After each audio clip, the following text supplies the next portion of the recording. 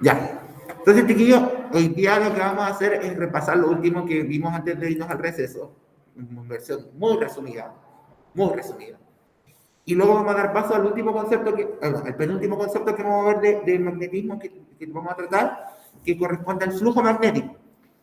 Hasta ahora ya sabemos que, y nos concentramos en entender cómo el campo magnético y el magnetismo iba de un lado para otro, se movía por cables, se movía por un lado. Pero yo en algún momento les mencioné, no voy acá, porque desde cuenta. Pero yo les dije en algún momento que el magnetismo también podía atravesar cosas distintas que un cable. Entonces vamos a entender que para un mismo campo magnético va a depender mucho por dónde pase el cómo va a ser el campo magnético. Y vamos a ver el flujo, que va a ser igual que lo mismo que lo que pasa con las mangueras. El campo magnético se le puede hacer un símil con las mangueras. No es lo mismo que el agua pase por una manguera delgada que pase por una manguera gruesa. El mismo chorro de agua, la misma cantidad de agua puede pasar por dos mangueras distintas, pero claramente se va a notar la diferencia si la manguera es más pequeñita que la grande. Y ese es el efecto que normalmente cuando uno aprieta la manguera y sale con más presión. Eso es lo que también se le llama el flujo hidrodinámico. Siempre se me olvida decir hidrostático hidrodinámico. Y ¿podría explicar cómo o qué la onda magnética puede traspasar un objeto? Lo vamos a ver después cuando vamos a las aplicaciones. Vienen aplicaciones. Mati, las notas de la prueba las voy a dar durante la tarde porque tuve que hacer algunas revisiones. Volví a revisar la parte alternativa y parece que algunas preguntas se van a ir eliminadas por bajo porcentaje de correctas, que es lo que hago siempre. Desde que estamos con esta modalidad, siempre chiquillas las preguntas con menor cantidad de correctas se van eliminadas y se retroalimentan después.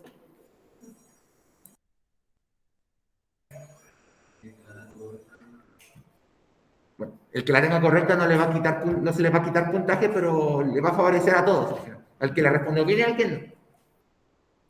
Entonces, chiquillos, vamos a ver eso después de recordar un poco lo que eran las características de cómo un imán generaba corriente. Vamos a ver este concepto de cómo depende por dónde pase el magnetismo o qué región atraviese. Y vamos a hablar del flujo magnético y lo vamos a estar constantemente asociando como esta analogía de la manguera. Porque el campo magnético, Faraday también descubrió que el campo magnético también se comporta como la corriente. Quiere decir que puede pasar por una zona y atravesarla como si fuera una corriente. O sea, una corriente, no lo hablaba con estos términos, pero se puede entender que hablaba de una corriente magnética. Que es como súper extraño decirlo, pero como corriente como de que recorre una determinada área. Entonces, ¿qué vamos a ver hoy día, chiquillos? Vamos a dividir la clase en 4 partes. Primero vamos a recordar lo que estábamos viendo anteriormente, que era lo que vimos de la inducción magnética, es decir, esto que descubrió Faraday también de cómo transformar la corriente, el magnetismo, y ver también cómo descubrió el camino contrario, es decir, cómo el magnetismo era capaz de generar corriente. Vamos a definir el nuevo concepto, chiquillos, de flujo magnético a partir de esta idea de la manguera que les acabo de mencionar. Vamos a hacer un ejemplito resuelto y vamos a hacer nuestro ticket de salida para ver cómo estuvieron hoy día la clase. Entonces, los objetivos de hoy día, chiquillos, va a ser nuevamente comprender las características de la inducción magnética y ver muy a grandes rasgos, hola Sofía, los experimentos de Faraday, revisante, y analizar las características del flujo magnético a través de distintas superficies. ¿Por qué? Porque vamos a nuevamente a hacer esta asociación de la manguera, como que dependiendo de la manguera va a ser cómo fluye nuestro magnetismo a través de ella. Vayan como en su casa de acá, chiquillos, haciendo esa idea de que el magnetismo va a ser igual que el agua, que va a adaptarse al lugar por donde atraviesa, donde pasa. En este caso, la superficie que atraviesa. Entonces, lo primero que vamos a hacer, chiquillos, es recordar un poco la inducción magnética, porque también de esta idea que el magnetismo genera corriente, es que Faraday también estableció la idea de la inducción magnética y del flujo magnético. Más que mal porque habló, entre comillas, de esta idea de la corriente magnética. Entonces, esta inducción magnética, como lo habíamos visto la otra vez, chiquillos, fue descubierta por Michael Faraday a través de sus dos experiencias, donde siempre estuvo presente esta bobina, que era este artefacto creado que es un núcleo de hierro al cual se le enrolla alrededor de él una cantidad finita de cable de cobre. Y entre más espiras, se llama, con cada vuelta del cobre es una espira, como una espiral. Entonces, la bobina va a tener tiene más espiras, es una bobina más grande. Se va a medir, chiquillos, paréntesis, en la clase de aquí que estén aquí solo por ahora, más rato vuelven a la otra sala. La idea de la bobina es este núcleo de hierro envuelto con muchos cables de cobre envuelto en varias cantidades, y una espira más grande que otra se va a definir no por su tamaño, sino que por el número de espiras que tenga. Entonces, ¿qué utilizó Faraday? Ocupó una bobina, cable de cobre enrollado, con un imán. Y la bobina es el elemento inductor, es decir, el que va a permitir la inducción que se genere la corriente. Es decir, sin la bobina no habría efecto, no se podría ver esto. O sea, por eso la bobina se le llama inductor. Es decir, es el que permite que la corriente se genere. Y recordemos que esta bobina se conectaba a un galvanómetro, que es un amperímetro, el galvanómetro es el antiguo amperímetro que había, y se utiliza el imán. ¿Cómo lo hacíamos aquí? En la primera experiencia, chiquillos, lo que hacía Faraday era que, como el núcleo de hierro tenía un agujero adentro, estaba hueco, se hacía, entraba y salía el imán a una cierta velocidad. Y a medida que el imán entraba y salía, la corriente iba generándose. ¿Y qué descubrió Faraday? Que a partir del movimiento del campo magnético, porque si uno mueve el imán, el campo magnético en un momento está más cerca de la bobina y otro está más lejos, porque está entrando y saliendo. Faraday descubrió que si entra y saca el imán, el campo magnético se está moviendo, o sea, es como que de repente lo tengo cerca y de repente lo tengo lejos. Ese movimiento se induce a que las cargas eléctricas de la bobina dentro del cobre, porque el cobre es un conductor, generen corriente. Es decir, ese movimiento, por así decirlo, hace que la corriente empiece a circular. Es decir, que las cargas dentro del cobre empiezan a circular. ¿Por qué? Porque Faraday comprobó que cuando él dejaba quieto el imán adentro, no se generaba corriente. Si metía el imán adentro y lo dejaba ahí, no pasaba nada. Pero el momento de hacer esto, generaba esta inducción. Voy a dejarles un video que encontré súper bueno de recrear este experimento, y efectivamente el galvanómetro marca muy poco cambio, pero hace este movimiento de subir y bajar. Faraday descubrió, chiquillos, en este experimento que la corriente se puede generar por un imán. Entre más rápido movamos el imán, entre más fuerte sea el imán y entre más espiras tenga la bobina. ¿Por qué? Porque si movemos más rápido el imán, este movimiento del campo magnético va a hacer que las cargas se muevan más rápido, van a generar mayor flujo, que lo vamos a ver a continuación. Si el campo magnético es más intenso, al entrar y sacar el imán, el movimiento de las cargas se van a ver más atraídas, porque va a haber algo que los empuje con mayor fuerza. Recordemos que los imanes también generan una fuerza de atracción con los materiales metálicos, como el cobre. Y del número de espiras de la bobina también, Faraday se dio cuenta que si uno aumentaba la cantidad de espiras que tenía el imán, digo, en la bobina, hay más cobre, hay más conducción, hay más cargas esperando moverse, por decirlo. Entonces Faraday descubrió que esas tres características permitían que el campo magnético aumentara y por ende también generáramos una mayor cantidad de inducción magnética, electromagnética.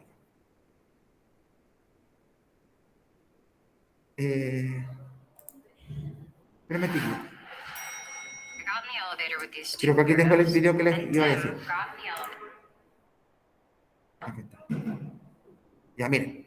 Voy a dejar de compartir un poquito y les voy a mostrar el video que les comentaba. A continuación, Déjenme que eso lo voy a tirar para acá. y vamos a probar con ella a ver qué ocurre. Metemos y sacamos el imán rápidamente Fíjense en el galvanómetro. y observamos que debido a que tiene muchas espiras, genera mucha más corriente eléctrica. Si dejamos el imán en reposo respecto a la bobina, no se produce corriente. Tiene que haber una variación del flujo magnético.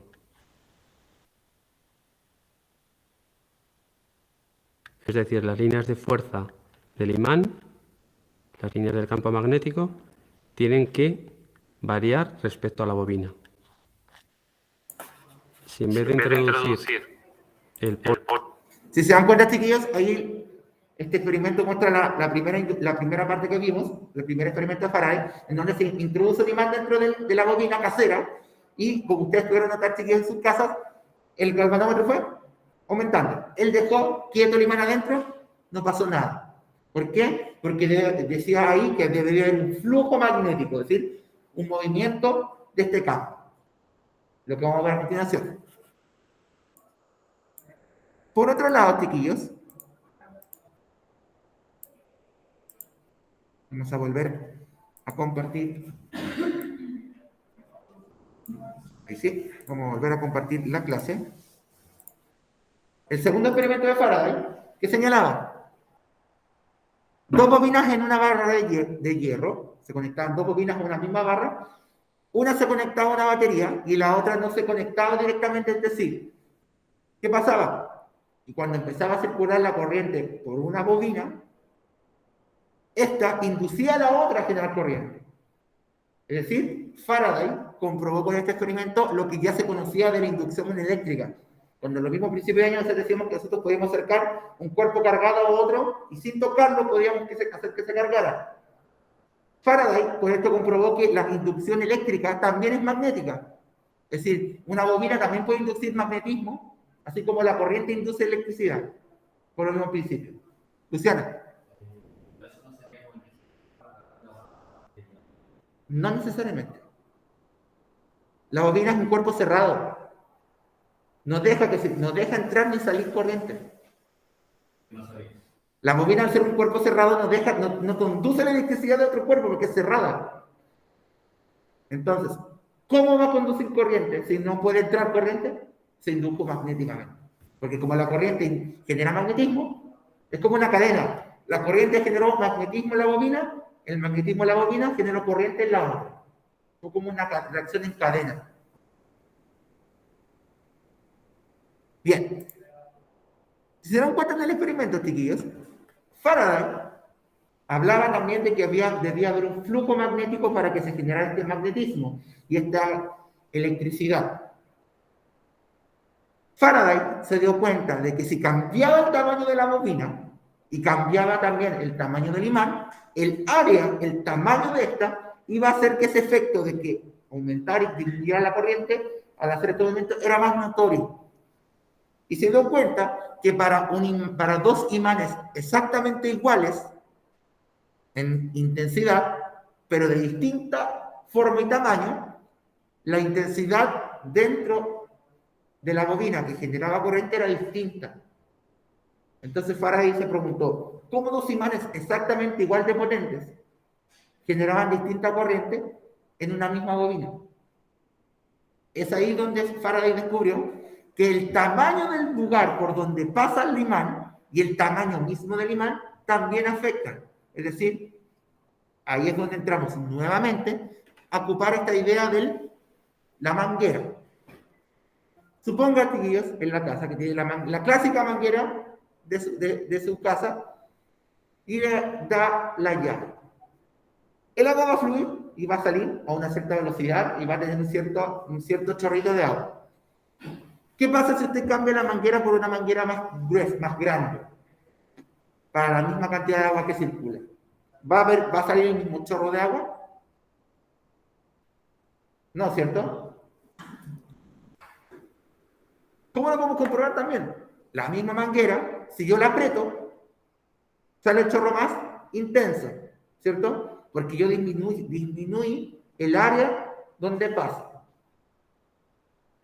Faraday se dio cuenta que el magnetismo funciona de la misma manera, que el magnetismo también se va a ver influenciado, por el lugar por donde esté atravesando al moverse, porque ustedes saben que el campo magnético lo vimos con el tema de las líneas de campo que siempre está moviéndose. Entonces, si yo hago pasar el magnetismo por un lugar, por un área, por una superficie, la va a atravesar, va a haber un flujo. Lo mismo que la manguera. El agua está atravesando el área de la manguera a una cierta intensidad, generando un flujo de agua.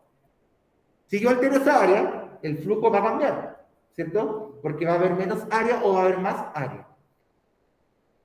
Eso es lo que Faraday pudo comprobar y generar el concepto de flujo magnético.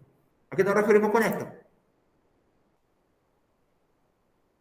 El flujo magnético, chiquillos, corresponde a la cantidad de campo magnético que atraviesa una determinada superficie, la cual puede atravesarla de dos formas.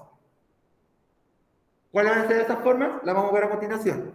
Pero independiente de cómo la atraviese, siempre va a haber un flujo. ¿Qué vamos a ver ahora? Ahí tenemos un imán, y supongamos que el imán está de un lugar a otro. Esto está atravesando, lo está atravesando. No va a ser lo mismo que tengamos la mitad de espacio para pasar el magnetismo.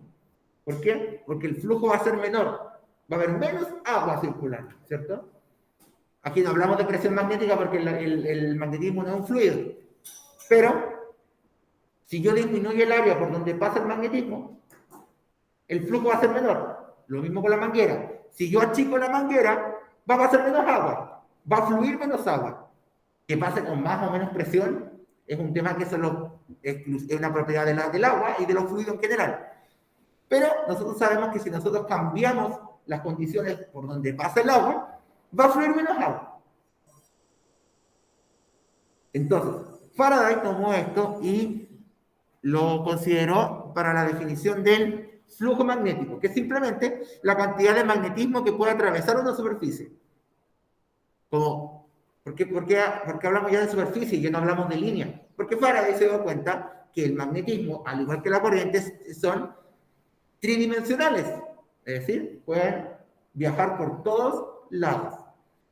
La corriente se expande, el magnetismo también. Si yo tengo un imán puesto en la mesa, puedo sentir sus efectos en el plano horizontal, en el eje X, en el Y y en el Z. El efecto magnético va a ser para cualquier lado. Y yo puedo sentir cómo ese campo magnético barra una zona. Como cuando pasa el viento. Como que pasa así como un flujo, como cuando corre el viento y se ve ¡fum! Lo mismo pasa con el magnetismo. Yo puedo sentir como el magnetismo pasa frente mío. ¿Por qué? Porque va fluyendo. ¿Por qué?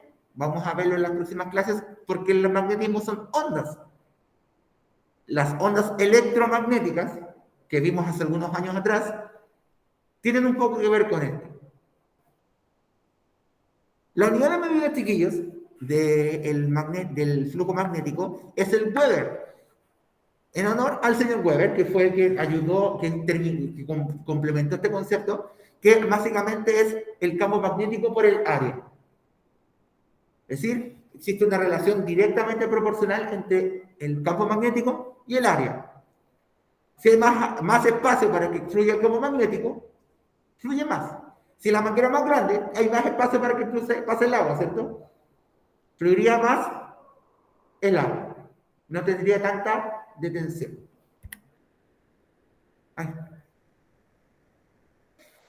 En este sentido, chiquillos, el campo magnético y el área se van a relacionar directamente, pero también va a entrar en juego algo más.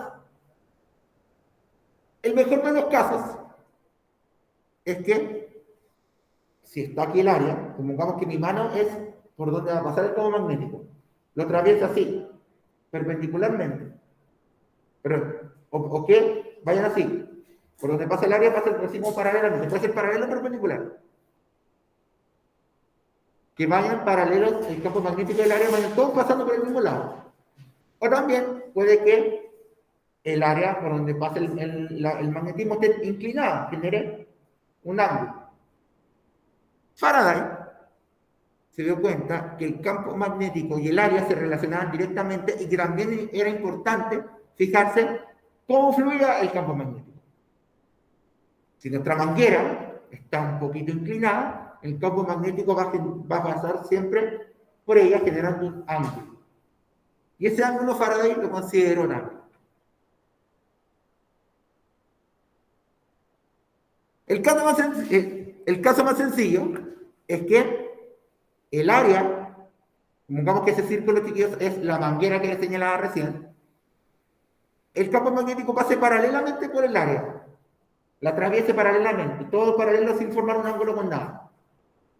Lo pase como el agua cuando pasa por la manguera.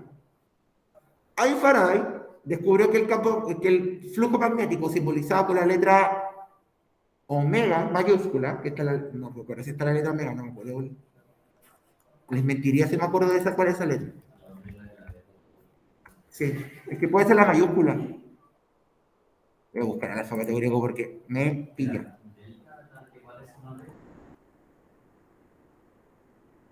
Pero me chiquillos que no voy a quedar con la duda. Es la letra griega Phi, perdón. Phi, P-H-I.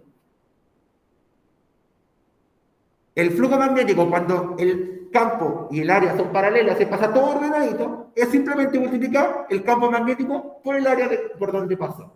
El área, y aquí vamos a tener que pedirle prestado un poquito de geometría, va a depender mucho de la forma por el lugar por donde pasa. Puede ser un rectángulo, un área rectangular, una superficie rectangular, una superficie cuadrada, una superficie triangular, y lo que se ocupa mucho en esto son superficies circulares. Es decir, nuestro pi por r cuadrado aquí va a ser base. Es decir, vamos a tener que hacer un repaso, un recuerdo mental también de geometría. Igual, cuando se experimenta con esto no se sale de los cuadrados y los circulares. No les voy a pedir un campo magnético que fluye por una zona pentagonal. O por ni siquiera por triangular. Como que es o cuadrado o redondo. Dime.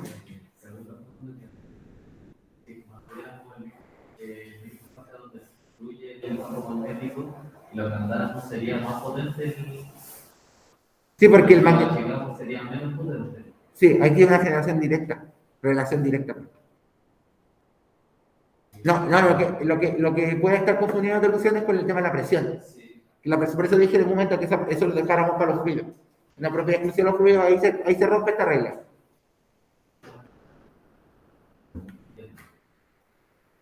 Entonces, si pasa eso que todo es ordenadito paralelo, el flujo magnético, es decir, cuánto campo magnético va a atravesar esta zona, va a ser simplemente multiplicar el campo por el área. Que el área va a depender, obviamente, de la forma que tenga. En este caso, si hubiésemos asumido que era una circunferencia común y corriente, era pi por r cuadrado, ¿cierto? En cambio, si el campo y el área forman un ángulo entre ellos, es decir, ahora está inclinada esta superficie y el campo magnético la atraviesa y forma un ángulo determinado, por trigonometría, no me pongan esa cara si sé que no les gusta, pero no se preocupen que no les voy a hacer calcular el triángulo por Pitágoras ni por trigonometría ni nada de eso, que yo creo que el profe Diego, la profe Leila, la profe Dani ya suficiente ya han hecho con eso, no se preocupen, ¿cierto? Así que le está haciendo, la profe Dani está haciendo cálculos, ¿cierto? Creo que ya es suficiente con trigonometría con lo que está también en el lectivo de cálculo, así que no se preocupen. Faraday, por cálculo integral, llegó a que el campo magnético, cuando se forma un ángulo, va a quedar determinado por el mismo producto entre el campo y el área, pero ahora por el coseno del ángulo que se forma. Es decir, el ángulo va a ser importante. Y si recordamos las propiedades del coseno, el valor máximo del coseno se alcanza cuando el ángulo es cero, es decir, cuando es paralelo. Es decir, el mayor flujo magnético se alcanza en el caso anterior. Si yo quiero comparar la misma superficie con el mismo campo magnético, pero voy inclinando la superficie, en el punto donde yo voy a encontrar mayor flujo, es cuando el ángulo es cero, es decir, el caso de antes. Todo lo demás va a ir haciendo un ángulo que va a disminuir el flujo. Entonces, por la propiedad del coseno, donde el coseno de 0 es 1, que es el valor máximo que puede tomar, el flujo magnético va a ser máximo en el caso de que pase lo que vimos en la diapositiva anterior, que sea paralelo el campo y el área. Todos los ángulos que no sean 0, de 0 a 90, en realidad no se va más allá, van a generar campos magnéticos, flujos magnéticos distintos. El coseno de 90 es 0, ¿cierto? Sí. El coseno de 90, si no me equivoco, es 0. Cuando el área y el campo son perpendiculares, no hay flujo. ¿Entienden? Por trigonometría. Es decir, si la manguera está así, el agua está así, digo, la manguera está así, y yo paso el agua así, así también en la casa, si la manguera la tengo así, y perpendicularmente hago correr ¿el agua fluye por dentro de la manguera? No, ¿cierto? Es como lógico, ¿no es cierto? No hay flujo magnético porque no hay posibilidad de que se atraviesen entre sí. Ahora, recordemos, chicos, que en todo momento hemos señalado que estamos hablando de un flujo que, ¿cómo se llama? Se está atravesando la superficie. Al formarse el ángulo de 90, no atraviesa la superficie. Muy bien. Vamos a ver un ejemplo de cálculo en donde vamos a tener que aplicar esto de buena manera y necesito que me den un segundín porque me di cuenta que tengo mal configurado mi computador y lo voy a arreglar enseguida para que veamos el ejemplo. Denme un segundo, chiquillos, que necesito hacer un arreglín en la PPT y volvemos.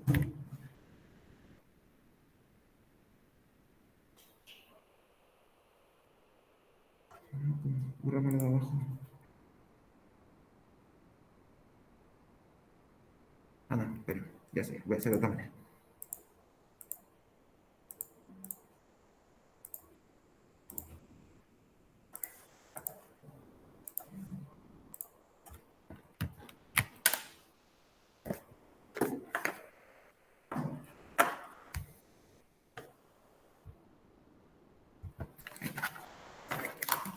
Bien. Vamos a ver el ejemplo ahora, chiquillos, del flujo magnético. Lo voy a compartir al tiro en la casa para que lo vean. Estoy colocando mi pizarra virtual para que lo puedan ver. Para que vayamos entendiendo un poco el cálculo de esto.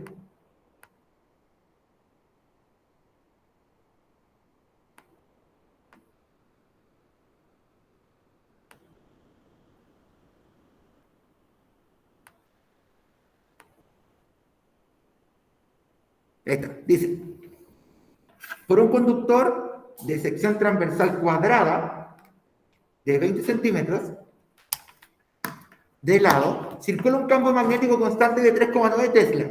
Determina el flujo magnético al interior del conductor si el campo forma un ángulo con la superficie de 30 grados. ¿Qué significa esto? ¿Lo ven bien en la casa, chiquillos? Yo voy dibujando para que... ¿Lo ven bien, chiquillos, para que lo explique? ¿Se ve bien? Parece que sí. Entonces, ¿qué tenemos acá? Lo que tenemos, chiquillos, es que tenemos un conductor muy cuadrado, tan cuadrado que al profe le quedó perfectamente cuadrado. Acuérdense de que yo no dibujo bien. Supongamos que tenemos el conductor cuadrado ahí, de 30, no de 30, de 20.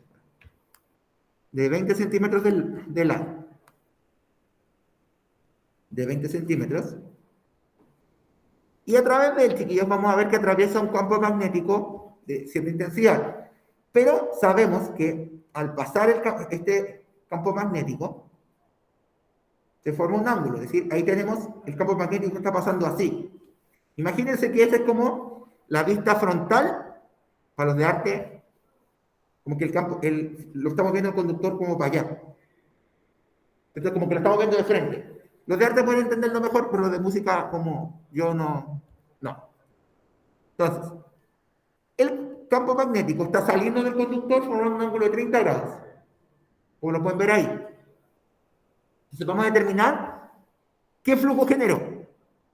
Entonces, como este es el segundo caso que vimos, el flujo magnético por el área, por el coseno del ángulo, nos va a dar ese flujo magnético que estamos viendo recién. Puede pasar, y va a pasar mucho, porque ahora estamos hablando de áreas, no nos vamos a meter tanto con el campo, puede que en algún ejercicio les pida el campo magnético desde cero, como nosotros se los pueda dar, pero obviamente va a estar toda la información para determinarlo.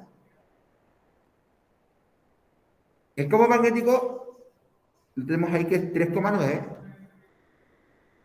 y el área es la que tenemos que calcular. El área, chiquillos, la vamos a calcular acá al ladito. ¿Qué forma tiene la sección que atraviesa el campo magnético? Según el encabezado, chiquillos. ¿Qué forma tiene la sección que atraviesa el campo magnético? Cuadrada, ¿cierto? Una sección transversal cuadrada. Cuando hablamos de sección transversal, chiquillos, es por el lugar, en la superficie por la cual está pasando el campo magnético. Entonces, cuidado, una sección transversal circular es porque el área que hay que calcular es la de un círculo, circunferencia. Entonces, como es cuadrada, sabemos que el área de un cuadrado es lado al cuadrado, o lado por lado. No olvidemos, chiquillos, que el área se mide en metros cuadrados. Por ende, esos centímetros se nos tienen que ir a metros. Eso es dividiendo por 100. Entonces, ¿cuánto quedaría eso?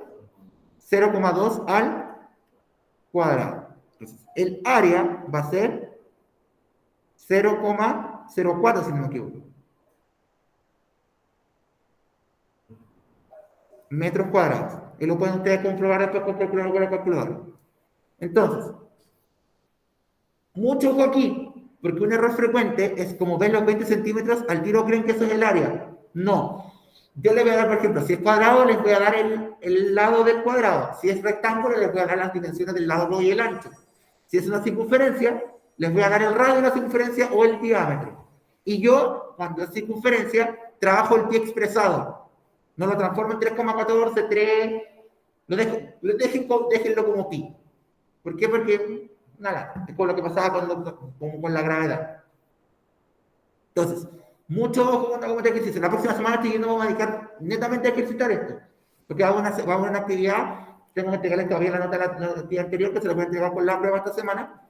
La otra semana vamos a hacer una segunda actividad con nota acumulativa, donde vamos primero en clase a hacer 2 ejemplos, y luego les voy a dejar 2 ejercicios para que me lo entreguen durante el día. Entonces, mucho ojo. Antes de calcular el flujo, fijarse que el dato que nos dan, si nos dan la dimensión de la sección, hay que calcular su área. Como es un cuadrado, le vamos a colocar que eso es L cuadrado porque esto es un cuadrado. Entonces, el área es 0,04 por el coseno del ángulo que forma el área, que es todo esto de aquí, por el campo, que era de 30 grados. Y eso nos va a dar el flujo. Truquillo. Se los voy a dejar por aquí, tanto los están presenciales como los que están online. Estamos como, no, casi el ticket de salida. Háganse esta tablita siempre.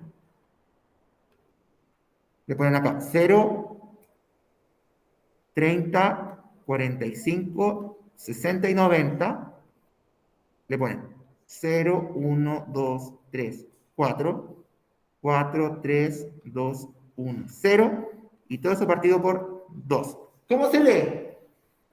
Coseno de 30. Buscan coseno de 30. Es raíz de 3 partido por 2. Seno de 0, ¿uno sabe qué es?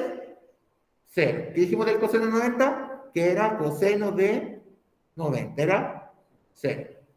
Te las voy a escribir más bonitas después, pero es un truco que pueden ocupar. Si no quieren aprender, no se las quieren aprender de memoria, porque yo jamás me las aprendí. Entonces, 3,9 por 0,04 por coseno de 30. Buscamos 30 y coseno, es decir, raíz de 3 partido por 2. Y eso va a dar el flujo. Y ustedes lo pueden calcular. ¿Por qué lo hago esto? Porque perfectamente alguien puede que no tenga calculadora, no quiera calcular la raíz, multiplique esos 2, lo divide por 2 y deje el raíz de 3 expresado. Entonces, si mal no me equivoco,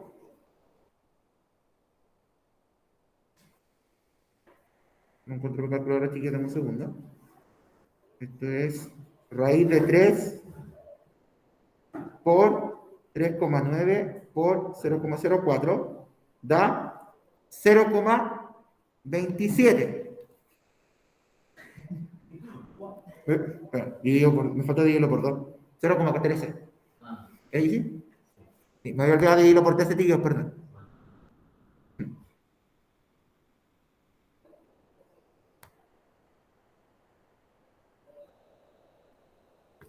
0,13.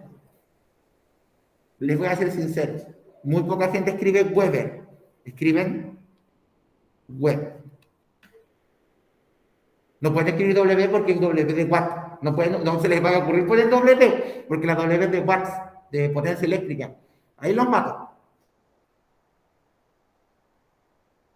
W de Brande, no es la W de Brande que decía Patricia. Entonces, estos son los ejercicios de flujo magnético. ¿Qué vamos a seguir viendo en la próxima clase? Y puede que incluso la actividad la pueda correr en 2 semanas más. Que vamos a seguir ejercitando. La próxima semana vamos a dedicarnos solamente a ejercitar. Vamos a hacer otro ejemplo así, donde en vez de poner un cuadrado, vamos a poner un rectángulo, un círculo. Y como buena ecuación, nos puede faltar otro valor. Nos puede faltar el área, nos puede faltar el campo. Vamos a hacer por unos 3 o 4 ejercicios la próxima semana donde vamos a probar estas situaciones. Pero, importante, siempre fijarse si el dato que nos están dando es directamente el área de la sección por donde pasa o es la longitud de la forma que tiene. No llegar y colocar esos 20 o 0,2 pasados metros en la fórmula, porque eso es el lado del cuadrado. Fijarse bien qué representa de esos 20 centímetros, porque el error frecuente es caerse en eso. Y claramente, y también vamos a ver la próxima semana, vamos a hacer un ejemplo donde vamos a comparar el mismo campo magnético, el mismo ángulo, pero en áreas distintas. Y vamos a comprobar que efectivamente el área va a afectar en el paso del campo magnético. Y se va. Siempre tiene que estar en metros la fórmula. Y para todos ustedes también acá también. Siempre en metros. Es decir, porque también no se trabaja con secciones tan grandes, entonces hay que transformarlas así o así. Puede que se las dé directamente en metros, pero van a ser contados los casos. Bien, chiquillos, por tiempo no alcanzamos a hacer el ticket de salida, pero más que nada recordar esto, que el campo magnético y el área se comportan muy similar a lo que pasa con una manguera, omitiendo lo de la presión, por favor sáquense lo de la presión de la cabeza. Y tener claro que va a depender la forma que tenga el lugar por donde pasa el campo magnético y en qué ángulo pasa el campo magnético para saber con cuánta fluidez recorre esa sección. ¿Quedó claro, chiquillos? La próxima semana vamos a seguir ejercitando con esto. Y luego de eso, la última materia que nos queda son las aplicaciones del magnetismo, que son del electromagnetismo, que son los transformadores de electricidad. Esas cajitas gigantes que hay en los postes son bobinas gigantes. Vamos a seguir ocupando bobinas y vamos a ver una relación que existe entre la corriente que circula, el magnetismo y el tamaño de este transformador.